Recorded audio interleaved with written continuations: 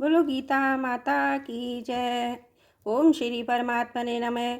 श्रीमद्भगवद गीता प्रथमो अध्याय 19वां श्लोक। स घोषो धार्तराष्ट्राणां हृदयानि व्यधारयत् नवश्य पृथिवीं चैव तुमलो व्यनुनादयन्। इस शब्द से अन्यायपूर्वक राज्य को हड़पने वालों के और उनकी सहायता के लिए उनके पक्ष में खड़े हुए राजाओं के हृदय में विदीर्ण हो गए। तात्पर्य है कि हृदय को किसी अश्व से विदीर्ण करने से जैसे पीड़ा होती है, वैसी ही पीड़ा उनके हृदय में शंख ध्वनि से हो गई। उस शंख ध्वनि ने कौरव सेना के हृदय में युद्ध का जो उत्साह था, बल था, उसको कमजोर बना दिया, जिससे उनके हृदय में पांडव सेना का भय उत्पन्न हो गया। संजय ये बातें धृतराष्ट्र को सुना रहे हैं। धृतराष्ट्र के सामने ही संजय का धृतराष्ट्र के पुत्रों अथवा संबंधियों के हृदय विदीर्ण कर दिए। ऐसा कहना सभ्यतापूर्ण और युक्ति संगत नहीं मालूम देता। इसलिए संजय को धार्तराष्ट्राणाम ना कहकर तावकी नामक आदि पुत्रों और संबंधियों को ऐसा कहना चाहिए था, क्योंकि ऐसा कहना ही सभ्यता है।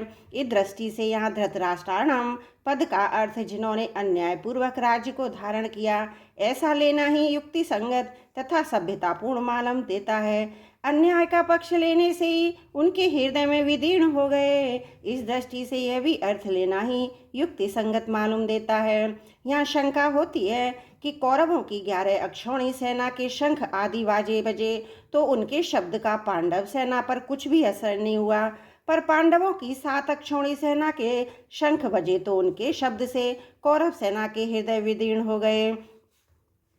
इसका समाधान यह है कि जिनके हृदय में अधर्म पाप अन्याय नहीं है, अर्थात जो धर्म पूर्वक अपने कर्तव्य का पालन करते हैं, उनका हृदय मजबूत होता है। उनके हृदय में भय नहीं होता। न्याय का पक्ष होने से उनमें उत्साह होता है, शूरवीरता होती है।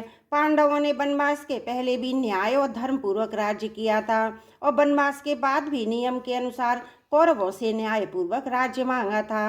अतः उनके हृदय में भय नहीं था, प्रत्युत उत्साह था, शूरवीरता थी। तात्पर्य है कि पांडवों का पक्ष धर्म का था। इस कारण कौरवों की 11 अक्षौणी सेना के बाजों के शब्द का पांडव सेना पर कोई असर नहीं हुआ, परंतु जो अधर्म पाप अन्याय आदि करते हैं, उनके हृदय स्वाभाविक ही कमजोर होते हैं।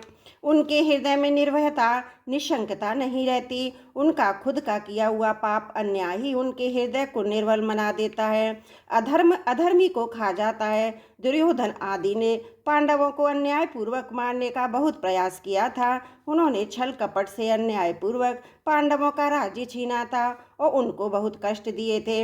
इस कारण उनके हृदय कमजोर निर्मल हो चुके थे। तात्पर्य है कि कौरवों का पक्ष अधर्म का था, इसलिए पांडवों की 7 अक्षौणी सेना की शंख ध्वनि से उनके हृदय विदीर्ण हो गए। उनमें बड़े जोर की पीड़ा हो गई। इस प्रसंग से साधक को सावधान हो जाना चाहिए कि उसके द्वारा अपने शरीर वाणी मन से किसी भी कोई अन्याय और अधर्म का आचरण ना हो। अन्याय और अधर्म युक्त आचरण से मनुष्य का हृदय कमजोर निर्मल हो जाता है, उसके हृदय में भय पैदा हो जाता है। उदाहरणार्थ लंकाधिपति रावण से त्रिलोकी की डरती थी। वही रावण जब सीता जी का हरण करने जाता है, तब भयभीत होकर इधर उधर देखता है। इसलिए साधक को चाहिए कि वह अन्याय अधर्म युक्त आचरण भी ना करे। 19वां श्लोक समाप्त। त्रुटियों के लिए क्षमा चाहती हूँ। वसुदेव सुतं देवं कंस चारुणमर्दनं देवकी परमानंदं कृष्णं वंदे जगद्गुरुम्।